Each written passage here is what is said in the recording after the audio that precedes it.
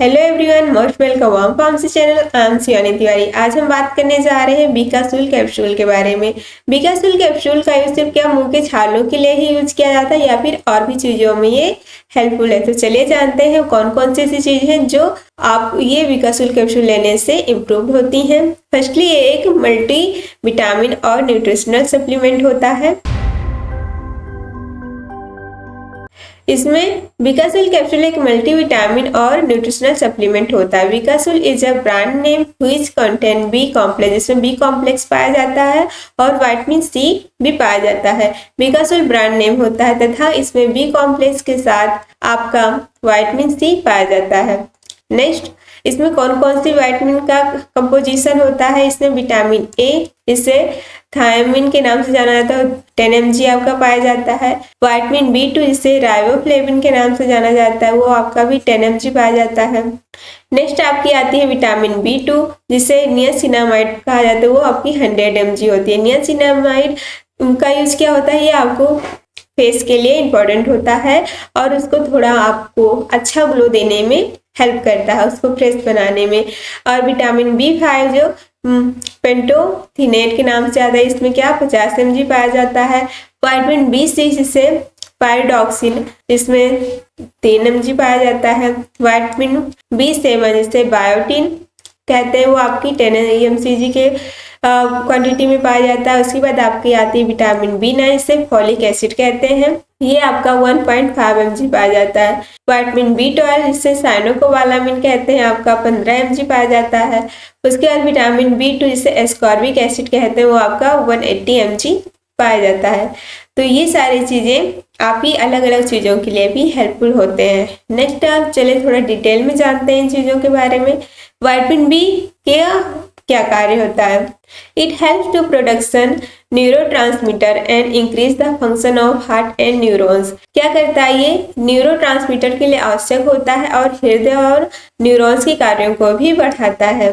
Next आपकी आती है vitamin B2।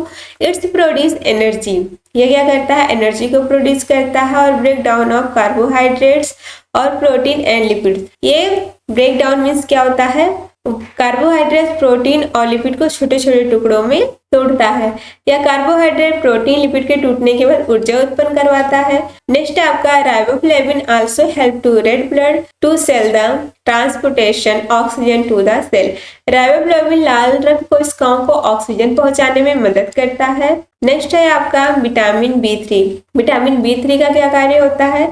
It is also called niacin और निकोटिनामाइड, इसे नियासिन या निकोटिनामाइड के नाम से जाना जाता है। मेंटेन करता है हेल्दी स्किन और नर्वस टिश्यू, जो आपकी स्किन को क्या करता है? हेल्दी करता है और नर्वस टिश्यू को भी मेंटेन करता है, उसके लिए भी हेल्पफुल है। इसे नियासिनामाइड और निकोटिनामाइड भी कहते हैं, जो त्वचा तथा नर्व तत्वों को स्वस्थ रखता है। नेक्स्ट आपकी आती है विटामिन B5। विटामिन B5 का क्या कार्य है? It is the important for the synthesis of enzyme, enzyme के सिंथेसिस के लिए ये इम्पोर्टेंट होता है। It require for the metabolism of carbohydrate, vitamin and lipid. ये रिक्वायर होता है किसके मेटाबॉलिज्म के लिए? कार्बोहाइड्रेट और विटामिन एंड लिपिड्स के लिए। यह एंजाइम बनाने में मदद करता है, जो कि कार्बोहाइड्रेट, प्रोटीन और लिपिड का मेटाबॉलिज्म करने में सहायता करता है। नेक्स्ट है आपका vitamin B6। It's play important role in body to maintain healthy skin, nerve and red blood cells. शरीर में इसकी महत्वपूर्ण भूमिका होती है। यह रक्त, नर्व तथा लाल रक्त कोशिकाओं को स्वस्थ बनाए रखता है। Pyridoxine prevent our trick nerve disorder, जो पायरोडॉक्सिन होता है आपके नर्व डिसऑर्डर को इम्प्रूव करता है। उसके बाद आपका आता है vitamin B12। Cyanocobalamin help to production of blood cell in bone marrow. Cyanocobalamin bone marrow के अंदर रक्त कोशिका बनाने में सहायता करता है। नेक्स्ट है आपका uses of vitamin B1 deficiency. Vitamin B की कमी के कारण कौन कौन से होते हैं? फर्स्टली जब आप लोग पॉलिश राइस या पॉलिश पल्सेस दाल खाते हैं तो वो पॉलिश जब होती है तो उसके ऊपर के जो विटामिन होते हैं वो हट जाते हैं, जिसकी वजह से आपकी बॉडी में B1 की डिफिशियंसी हो जाती है। It may cause anorexia and decrease the stomach HCl।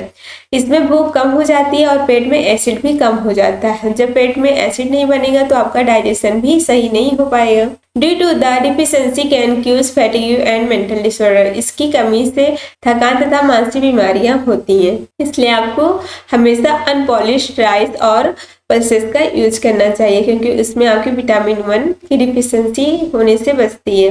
Otherwise आपको सप्लीमेंट लेना पड़ेगा। Uses of vitamin B2 deficiency vitamin B2 की कमी का कारण। विटामिन B2 की कमी का क्या कारण होता है? Due to the its deficiency decrease the healing process of wound. जब आपकी बॉडी में B2 की कमी हो जाती है तो जो कहीं आपको घाव हो गया, ठीक है, कहीं आपको चोट लग गई, तो वो बहुत धीरे धीरे ठीक होगा, ठीक है। और ये एक और रीजन पे होता है, अगर आपकी बॉडी में डायबिटीज है तो उस कंडीशन में भी आपके जो घाव होते हैं बहुत स्लो, जो क्या होता है उसकी स्लो प्रोसेस हो जाती है ठीक होने की। इसकी कमी से घाव बनने की प्रक्रिया धीमी हो जाती है। Also gives the cheilosis mean crack it's the corner of mouth. जो मुंह के कॉर्नर में छाले पड़ जाते हैं उसको ठीक होने में भी कमी हो। इसकी कमी के कारण चिरोसिस अर्थात मुंह के कोने में फटने लगते हैं, ठीक है, मुंह के कोने में फटने लगते हैं। Can also cause glossitis means swelling in tongue. Glossitis हो जाता है और अर्थात जीभ में सूजन आ जाती है, किसकी कमी से? विटामिन B2 की कमी से। नेक्स्ट है use of vitamin B3। Vitamin B3 की कमी के क्या कारण होते हैं? D2 deficiency can cause the pellagra disease. Pellagra नामक बीमारी होती है इसके कारण, ठीक है। Pellagra is a severe skin related disorder. ये स्किन रिलेटेड डिसऑर्डर होते हैं। Also cause the anorexia and indigestion. इसकी कमी से भूख नहीं लगती तथा पाचन नहीं होता है। Qs of vitamin B5। Vitamin B5 के कारण क्या है? Vitamin B5 deficiency rare but symptom can see such as. Vitamin B5 की कमी बहुत कम लोगों को होती है। इसके लक्षण देखे जा सकते हैं: फैटिग, थकान लगना, इंसोम्निया, नींद नहीं आना, डिप्रेशन, तनाव, बर्निंग फीट, पैर के तलवों में जलन होना। उसके बाद क्यूजेस of vitamin B6। Vitamin B6 के कारण क्या है? Vitamin B6 deficiency can cause the microcytic anaemia. Microcytic anaemia क्या होता है? जब आपकी RBC साइज में छोटी हो जाती है उसे क्या कहते हैं? माइक्रोसाइटिक एनीमिया कहते हैं। माइक्रोसाइटिक एनीमिया का अर्थ होता है RBC का छोटा होना। Causes of vitamin B12 deficiency. Vitamin B12 की डिफिशियंसी के क्या कारण है? Due to the deficiency many problem are seen. इसके बहुत सी प्रॉब्लम्स में देखी जा सकती हैं। विजन लॉस, देखने में समस्या होने लगेगी, डायरिया, कॉन्स्टिपेशन, कब्ज बनना, लूज ऑफ एपेटाइट, भूख नहीं लगना, वॉकिंग प्रॉब्लम, चलने में समस्या आना, ये सब किसकी प्रॉब्लम होती है? विटामिन B12 की। नेक्स्ट है आपका use of vitamin C। Vitamin C का इस्तेमाल। Vitamin C is important for the formation of collagen. Vitamin C collagen fibre के बनने में सहायता करता है। It help bone and tissue formation, या हड्डियां तथा ऊतक बनने में मदद करता है। It also help haemoglobin and iron metabolism, यह हीमोग्लोबिन तथा आयरन के मेटाबॉलिज्म में मदद करता है। It maintain antioxidant which help to हेल्थनेस of skin, या एंटीऑक्सीडेंट को नियंत्रित करता है जिससे स्किन स्वस्थ बनी रहती है। It increase the synthesis of antibody and immunoglobulin, यह एंटीबॉडी तथा इम्यूनोग्लोबिन के बनने को भी बढ़ा देता है। नेक्स्ट है आपका यूज ऑफ कैप्सूल। कैप्सूल के उपयोग कैसे करना है?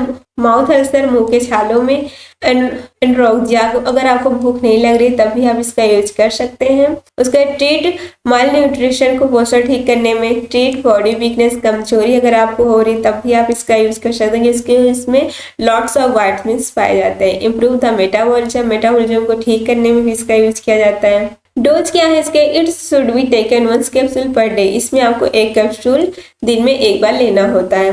It should be given after taking meal, इसे आपको खाना खाने के बाद लेना होता है। Capsule should be taken same time every day. अगर आप खाना 11 बजे खा रहे हैं तो उसके बाद कैप्सूल आपको 11:30 पे अगर आप आज ले रहे हैं तो उसके बाद आपको इसी सेम टाइम पे रिपीट करना है। टाइम आप इधर उधर नहीं करना चाहिए आपको। Capsule should be taken same time every day. अगर आप इसका PDF चाहते हैं इसके लिए आप हमारे वाम फार्मेसी ऐप को डाउनलोड कर सकते हैं। यहाँ पे ये आपको PDF के रूप में अवेलेबल करवा दिया जाएगा। तो आज की इस वीडियो में इतना ही, फिर मिलते हैं नेक्स्ट वीडियो में किसी और मेडिसिनल इंफॉर्मेशन के साथ। तब तक के लिए थैंक यू सो मच।